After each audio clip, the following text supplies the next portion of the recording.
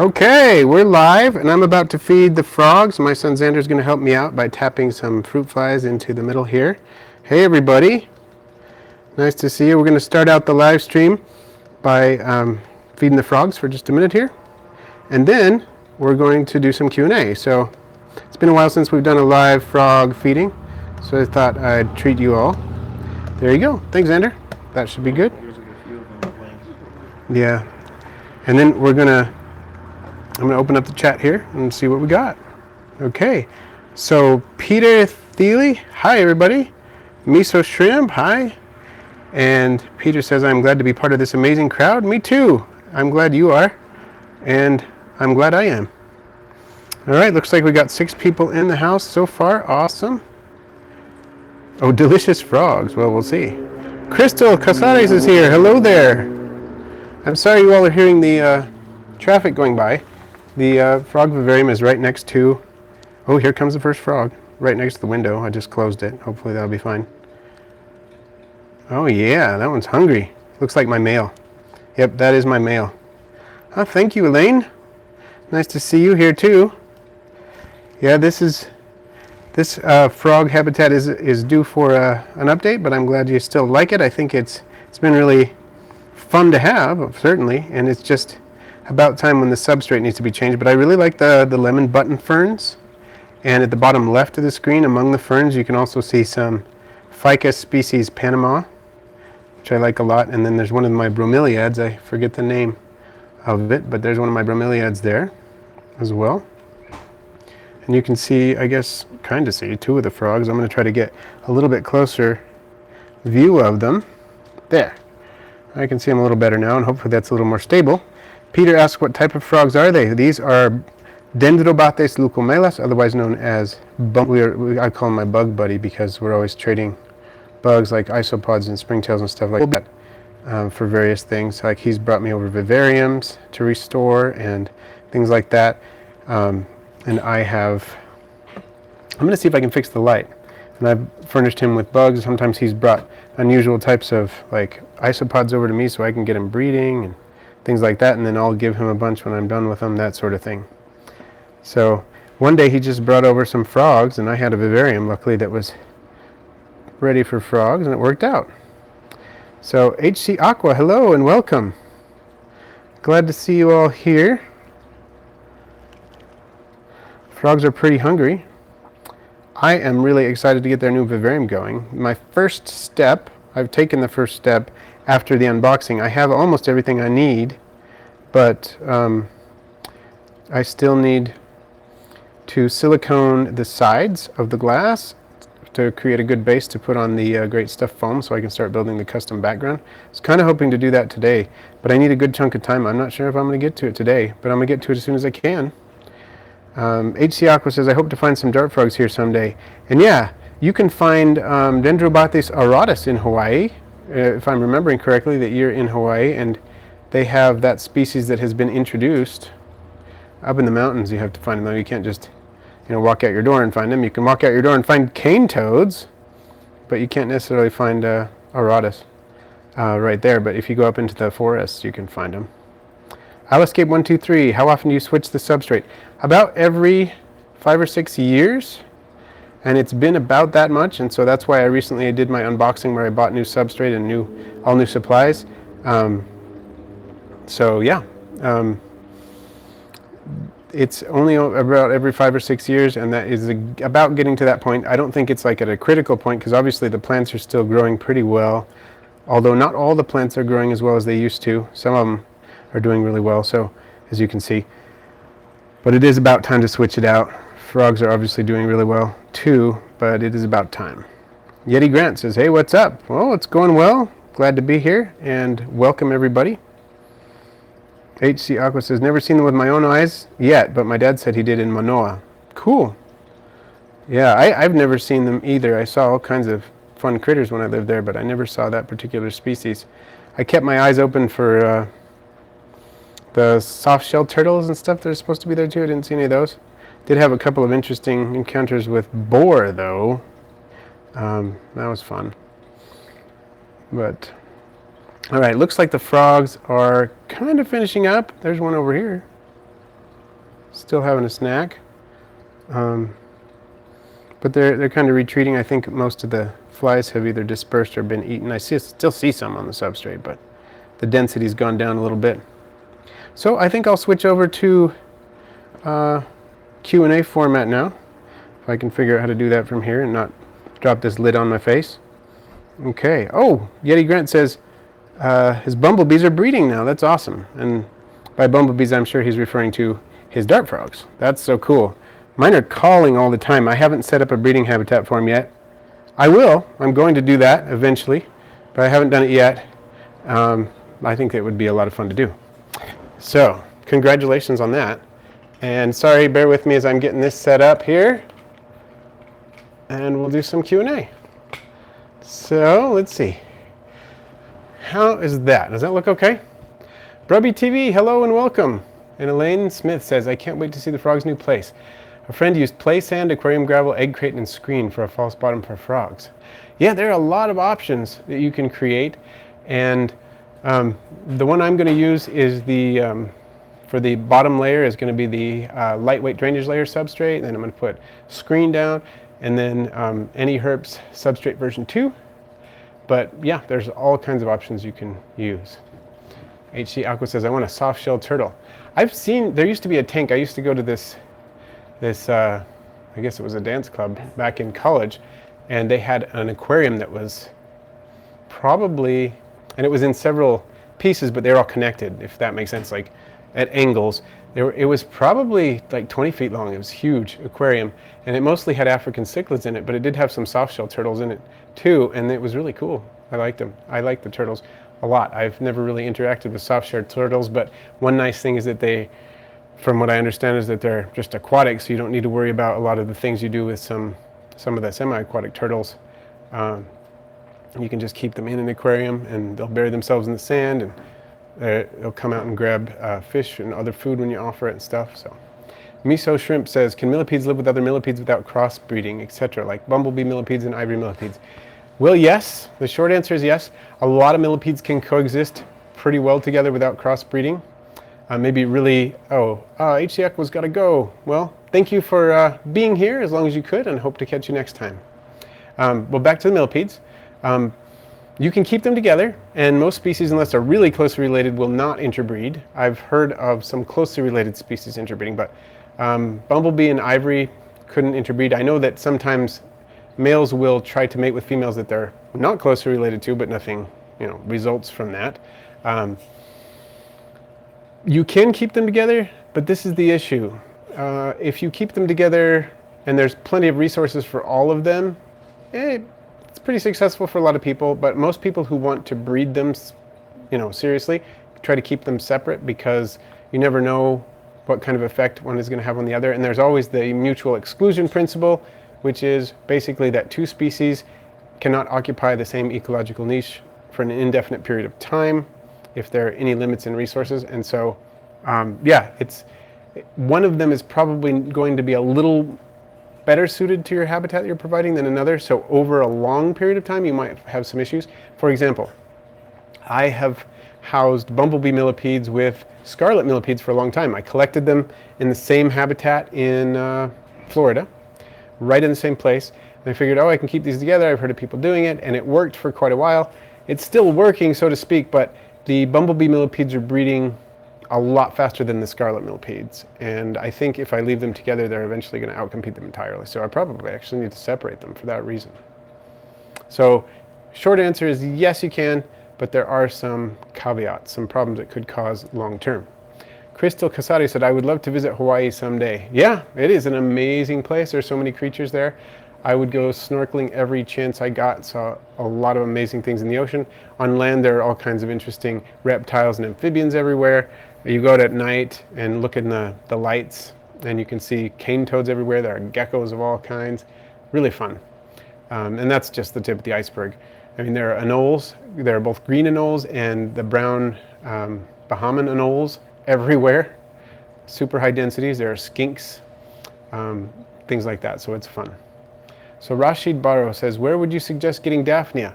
Well, I would say Aquabid has some pretty good sellers that are pretty dependable on there, some of which I have purchased from. and that's a great place to get them. Try to get a hardy strain, and also think about where you're going to be culturing your Daphnia. If you're culturing them outside or inside, that can make a difference.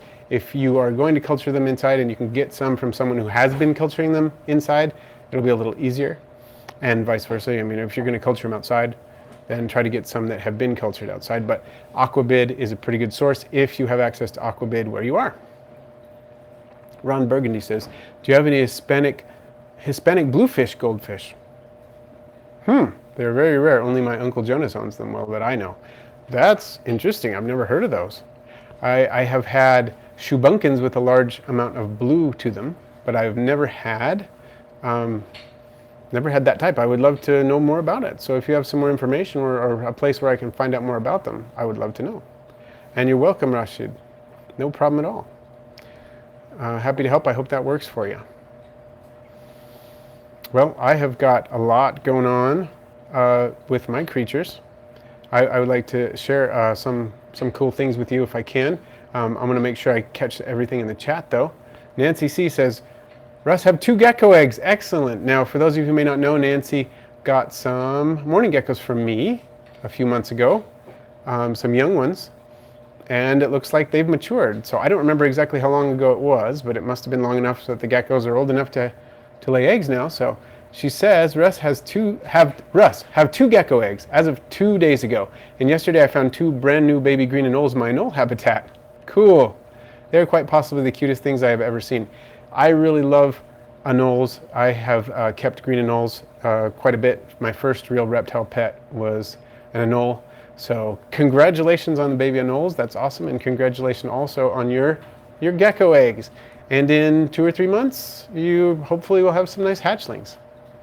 And Ron Burgundy, talking about these bluefish goldfish, says they're found in the western region of Australia. So if you're in Australia, that may explain why we don't have any around here, because it's hard to get things in or out of Australia. Not that it's completely impossible, but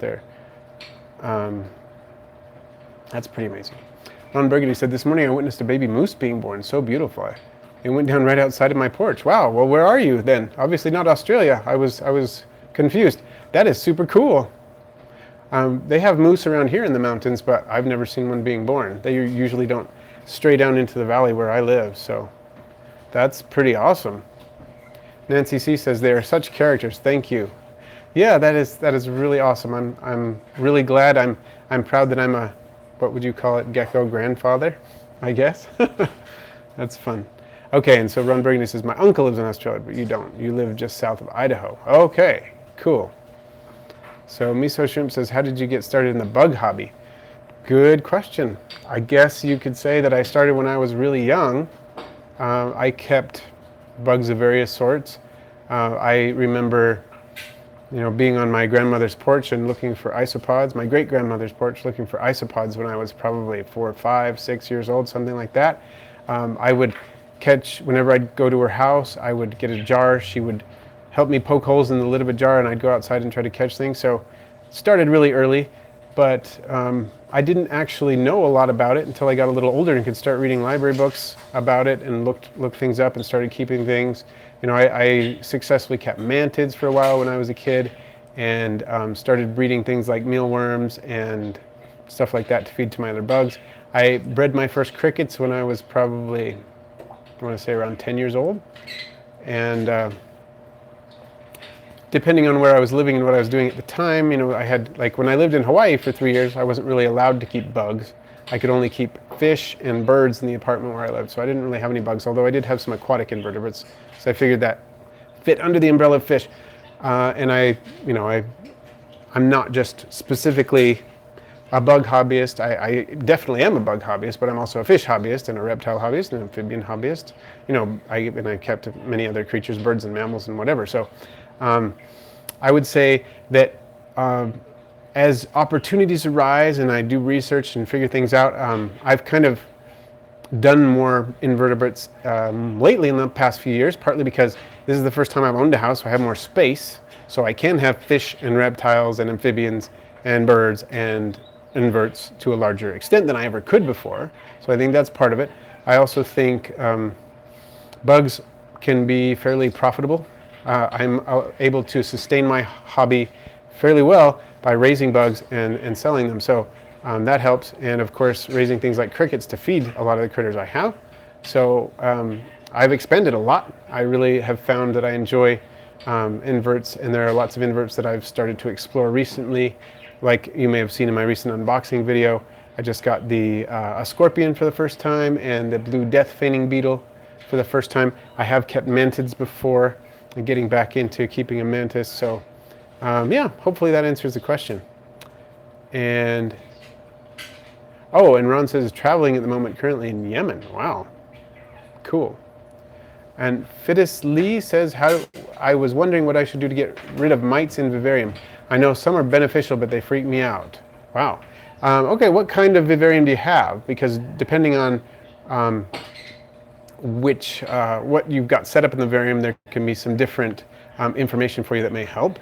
If you have dart frogs, they will keep the mites under control in general. They'll eat the mites just as readily as they'll eat springtails, and that's not that big of a deal. But if you have like a vivarium with crested geckos, for example, they're not going to eat the mites. So even if they're beneficial or not terribly harmful, because there are beneficial mites, there are not terribly harmful mites, and then there are really harmful mites, and probably some that are in between. So tell me a little bit about your setup, and maybe I can help you out. So Crystal Casare says, I have praying mantis living in my garden. They're so cool. They really are. I love them, and there are probably some out here. There are usually some around in the summer. They show up once in a while. Out here, go up in the canyon, we can find them, or just running around in the backyard. And I really like the native types. In fact, once I kept a female in my house. She produced an egg case and then produced a bunch of babies in the house in the spring. But, and the species I have now, of course, if you've seen my recent unboxing videos, the giant Asian mantis, and I'm really excited about keeping that species. And one reason is because they tend to be very, very aggressive feeders. They'll pursue food from a distance, which I think is cool. Okay. Ron Burgundy says, I forgot what insect. I think the one that is located in northern Yemen, where I am now, is a great source of vitamin C. Not bad taste either. Wow. Brandon's Reef, hi, welcome. How are the morning geckos doing? Really well. I've got, in addition to I've got 5 adults, 1 juvenile who's probably about 2 months old, and then 17 eggs at last count. They just produced a whole bunch more eggs, and there's some females who are still carrying eggs, so hopefully they will be hatching really, really soon. Some of those have been around for a while, and not every morning gecko egg is fertile, of course. They're not all going to hatch, but some of them should be due any day. And they typically hatch in large batches when it's warm, and it's warm here now. It's about 97 degrees outside, so not as hot as it's going to get this year, but still pretty warm. And in the house, it's, you know, probably around 80, so they should be hatching pretty soon. Ron Burgundy said, a large iguana just died in my motel room. Really? What should I do? Is it safe to eat? I would not attempt to do that. If it's already dead, I would not do that at all. Definitely not. Okay, and Quinn Murray, are you asking me what state I live in, or are you talking to somebody else on the chat? I am in Utah. I live in Utah. So, what was the other thing I was going to tell you? I have to keep some things secret, surprise, because I'm going to be releasing some things in a new video. But you've probably already noticed, at least some of you, have probably already noticed that I recently surpassed 10,000 subscribers. I'll be doing an official video on that, but I just wanted to tell you, since you're watching, thank you so much for supporting my channel, for watching and doing all the things you do that help make my channel better, including what you're doing right now, which is watching my live stream. So I really want to thank you for that. Quinn Murray lives in Utah as well. Okay, well, maybe we're neighbors. I'm in Davis County. On the air, I probably shouldn't say too much more than that, but yeah, I'm in Davis County. So, Crystal Casares, your praying mantis is cool. I say it. You're right. I thank you. Elaine Smith, do you live near Salt Lake City? I do live close enough to it that I work there. I commute. It's kind of a long commute by bus. I take public transportation, and it takes me a little over an hour to get there, and a little longer to get back in the afternoons. But yeah, I live fairly close. And let's see, Brendan's Reef. Can you do an all pet tour? I want to. I need to do another one. You mean for 10,000 subscribers? Because that would be cool. do a pet tour. I haven't done one since 4,000 subscribers, so it's probably about time that I do another one. And it was about a year ago, I think. Yeah, it was right around a year ago when I hit 4,000. And so I think it's about time I do another one. Getting all of them in is going to be harder because I have more than I did now. But at least I could get a lot of them. Oh, I see what you're saying, Crystal. Yeah, you saw the praying mantis and said it was cool. Cool. Hey, Quinn, so you live in Salt Lake, so very close. Nice. So Brendan's Reef says, oh, I see what we're going on. Okay. Sorry, I'm a little confused. It's working now. So Brubby TV says, congrats on 10K. Thank you. Thank you, Brubby TV. I appreciate it. And Brendan's Reef supports the idea of the doing the all pet tour then? Cool. All right. Well, I'll see when I can do it. I don't know exactly when I will do it, but it'll be soon. I'll try. I'm going to have some extra time as the summer comes up. I'm going to have some time off, and I should be able to do more. Okay. I see what you mean.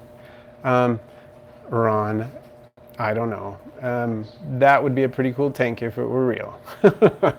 Powerful Lance is back. Excellent. 10K already. Awesomeness. Thank you. Thank you so much. And thank you for supporting our channel, Aquarimax. Powerful Lens has been with us for a long time, since before we really had a YouTube channel, because you were doing the podcast. You were a podcast listener way back when. Okay. Elaine Smith says, I lived in Salt Lake City for 8 months. Had to move back to Arizona due to family issue. I miss Utah. There's a lot of great things about it. Although, I'll tell you, I would love to get down to Arizona and do some herping and some invert, watching down there. I haven't been there for a long time. I've been to Arizona, but it's been a long time, and I just love the area in and around Arizona. The deserts out there are beautiful. All right. Yeah. Powerful Lance says old school. Yeah. Indeed. We started the podcast back in, what was it? 2008, I think. So, been a while. I think I've had the channel since 2011. So, the YouTube channel. Brandon's Reef says, I live very close to any herp. Nice. That is awesome. Have you ever been there, like in their actual facility? I would love to go out there. I love their place, and all the stuff that I've gotten from them is awesome. Okay, Elaine Smith says, not at 106 in the shade. Yeah, I guess that's not very cool, but it's still very interesting. But not a place where you wouldn't want to go herping at that temperature. Probably wouldn't find a whole lot, actually. That's true. So Ron says, the tank is also known as my bathtub. Sorry, that was a joke, but I love your channel. Been watching for years. Well, that's awesome. Thanks, Ron. Brubby TV said, my Aquarimax isopod mug arrived. I feel like I should build it into a terrarium. That's cool. Glad to hear it. That's awesome. Thank you for buying one. I really, really appreciate it. It helps support the channel a lot. I like to think of it this way. If you buy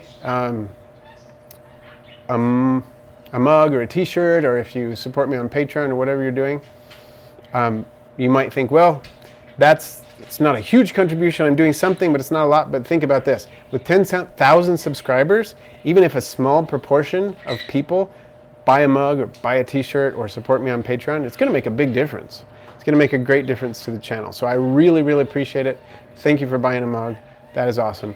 And if any of you have suggestions for the designs that you would like me to do, like for the mugs or for the t-shirts, and you'd say, hey, what about doing this? I'm totally open to discussing, different designs, even making custom ones if you're really interested in a specific animal on it or something like that. Talk to me about it. I would be willing to do it, most likely, if it's something that I can do and I feel like I can do.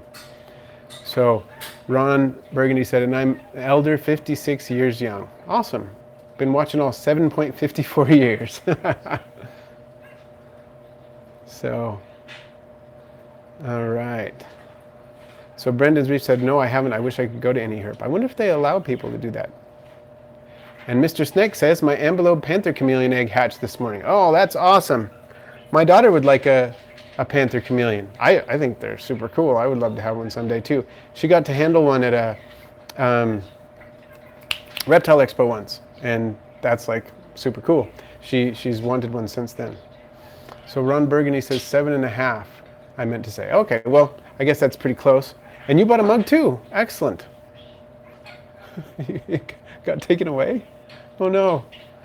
Brandon's Reef says, a Morning Gecko t-shirt or a Dart Frog t-shirt. Same ideas with the mugs. Cool. Yeah, totally can do. I have some images of Morning Gecko hatchling. A Morning Gecko hatchling, a pretty good one that I've got, and a Dart Frog one. I actually do have a Dart Frog t-shirt right now.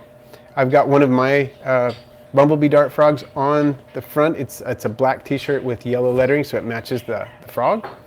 And it says, I just think it says Aquarimax, and that's it. And then it has the Dart Frog right under the logo. I think that's what it is. So that one's available.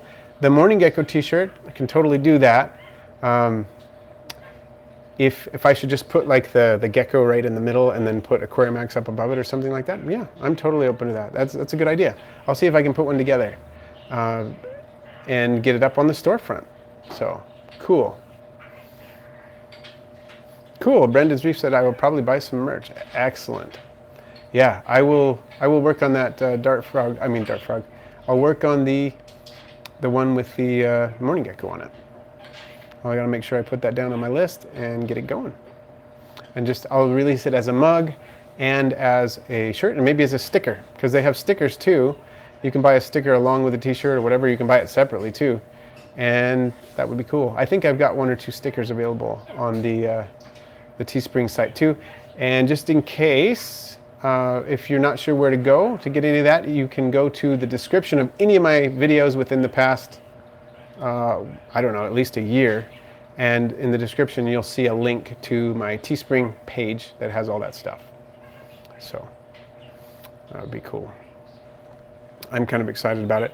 I had someone in Italy buy one of my t-shirts not long ago and send me a picture of it, and that was awesome. So I'm excited about the whole deal. Excited about all the projects I have coming up too. Brubby TV says, do dart frogs have fun personalities? What's the draw? Are they fun to observe? Okay, I would say, yeah. There are a couple of draws, and one of them is their personalities in that they tend to be very, very interested, and it depends on the species. I'm talking about bumblebee dart frogs right now because of the ones I know the best. I did once have an Auratus that was much shyer, but the bumblebee dart frogs are really, really bold and outgoing, and their colors are just amazing. Just looking at them, you just think, wow, does that really exist? And it does, but it always surprises me. I've had the dart frogs for, I don't know, what has it been, a couple of years now, and it always surprises me how beautiful they are. Another draw is that when you look at them, if you've got a nice setup, it looks amazing. It looks like a piece of the jungle is just right there. You've got a slice of the rainforest right in front of you, and you can enjoy it in your house any time of year, which is especially nice in the winter when there are 18 inches of snow outside and it's 6 degrees Fahrenheit, which happens in my area. And so I love it when you get things like that. You have something to draw you into the rainforest. Another thing that I think is a draw is that they're very, very interested in food. They're very excited about food, and so when you feed them, the dart frogs, they just come out of the woodwork and they'll be little pigs and just lick up the flies. And watching them do that, I think, is really entertaining. And then the way they interact with their environment is also really cool. They'll climb straight up the glass, because when the glass is humid enough, their whole body kind of acts like a suction cup, and they'll just crawl right up the glass. They'll be interacting with each other. Sometimes they'll wrestle, they'll chase each other around. The males, of course, will sing, and the singing is fun. It's fun to watch them sing. It's fun to hear them sing from across the room. I think those are some of the reasons why dart frogs are so cool. They're also really easy to keep once you've got a setup. I mean, it costs some money, honestly, to set something up.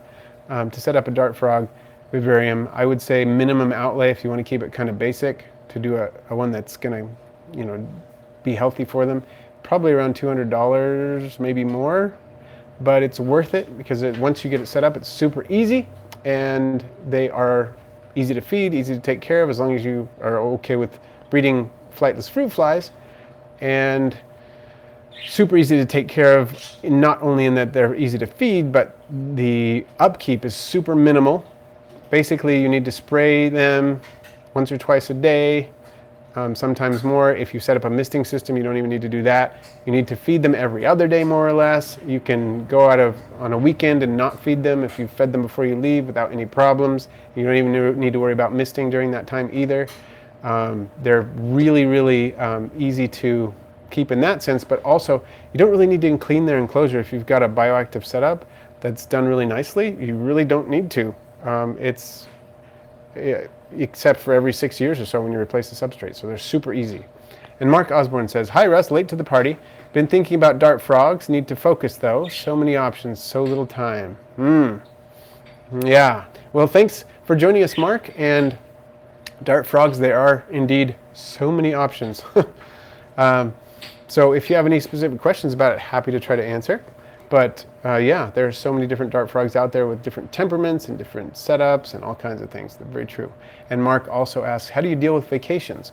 Well, typically, depending on how long the vacation is, let's say the vacation is 2 weeks, this is what I would do. If it's 2 weeks or shorter, and I don't have any fry tanks, I don't have anybody feed the fish. Now that sounds maybe a little bit shocking, but in general it tends to be better for the fish. I have never come home from a vacation with fish that have starved to death. If I do that, I've never had that problem. I'm not talking about fry here, so I don't do that when I have fry because I can't. Fry can actually starve to death, but when I have fry, I do something else. But if I just have adult fish, I don't have anybody feed them, and then we're not worried about so much waste. If I'm going to be gone longer than that, I do have somebody come over. And so that was about adult fish. Now let's talk about fry.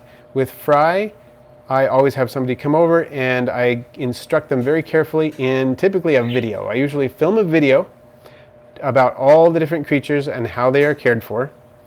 And then I do a training session that usually takes about an hour. I have somebody come over, train that person. It's usually like a teenager in the neighborhood that I know and trust. Come over, we do a live training session. I also have a video that they can refer to at any time that shows exactly what I need them to do. And then I also give them, contact information so they can contact me in case of any questions. And that has usually worked out really well. One thing that helps is to measure out food or to tell them to feed a lot less often than I normally would. Like if I'm going to be gone for, say, 3 weeks, I say, okay, I'm going to have you feed my fish every 3 days, and I'm going to have you feed this amount, and give them some way to measure it exactly.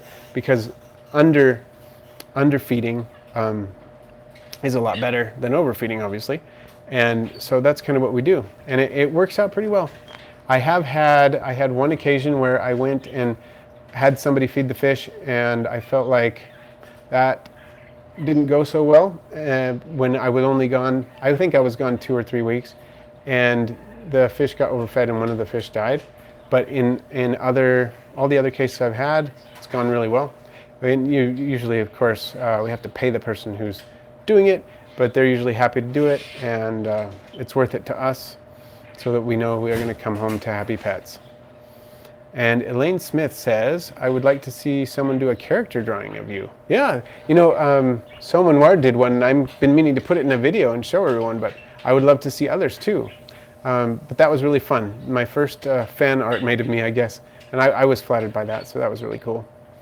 But I would love to see more. Brandon Reef said, what would you recommend for beginner dart frogs? I like bumblebee dart frogs, but I would love to have some orange dart frogs. Also, how many should I keep together max, and how big of a tank? Well, the only ones I've had experience with myself are, like I said, the bumblebees and Auratus. Bumblebees are a great one to start with, but there are other species too out there. I wish I could give you some more specific recommendations. I would say there are some morphs of bumblebee dart frogs that are a little more orange, if that's interesting. About how many should you keep together max? It depends on the size, but I would say if you're doing a 20-gallon high, that's usually good for 2 dart frogs. It also depends on the species, because there are some of the tiny little thumbnail dart frogs that can do better they can do better in less space. But I would say for a bumblebee dart frogs or dart frogs about that size, usually a pair does well in a 20-gallon tank, and I know I'm kind of breaking that rule because I have a trio. I have 1 male and 2 females, but I am upgrading to a 29, so it's going to be bigger. But usually right around that size, about 10 gallons per frog-ish. So hopefully that helps. You want floor space, or effective floor space is more effective than, is more important than height. But the thing is, if you have textured background with wood and plants growing up, but then the frogs can use that. So that does effectively become part of the footprint of the tank. And DW420 Top says, thoughts on using cardboard with isopods? A lot of people do it. I've done it myself. Seems to work fine. I don't really use cardboard with my isopods anymore, but I have before, and like I said, it works. I don't think there's any issue with it really if you can be guaranteed that the cardboard comes to you clean. And I tended to, when I did use it, tended to avoid using cardboard with ink on it just in case, because I didn't know what was in the ink. But if you have clean cardboard that is just the brown cardboard, it works well as a hide. They tend to eat it and break it down eventually. But yeah, works great. I just tend to prefer the cork bark as a hide and then provide a lot of dried leaves for the food. So hopefully that helps. All right, everyone. I just looked at the clock a minute ago and realized I am a little bit over time, but that's okay. I'll give a couple minutes in case anybody has any last questions or comments.